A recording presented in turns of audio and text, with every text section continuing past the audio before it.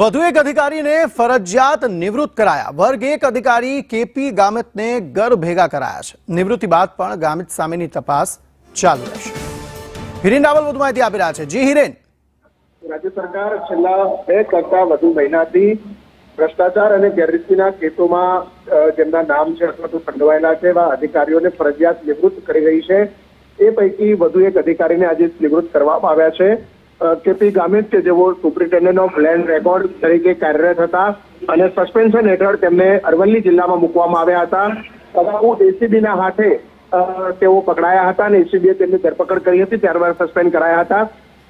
સરકારે તેમને ફરજિયાત નિવૃત્ત કરી અને નિવૃત્તિ પછી પણ એમની સામે જે ખાતાકીય તપાસો છે એ ખાતાકીય તપાસો ચાલુ રાખવા માટેનો પણ નિર્ણય કર્યો છે। ગઈકાલે પણ એક અધિકારીને આવી રીતે ફરજિયાત નિવૃત્ત કરાયા હતા, એટલે કે તેમની નિવૃત્તિનો જે સમય છે એ સમય કરતા પહેલા જ સરકારે સામેથી આવા ભ્રષ્ટાચારી અધિકારીઓને નિવૃત્ત કરવાનું શરૂ કર્યું છે। જી આભાર સમગ્ર માહિતી આપવા માટે।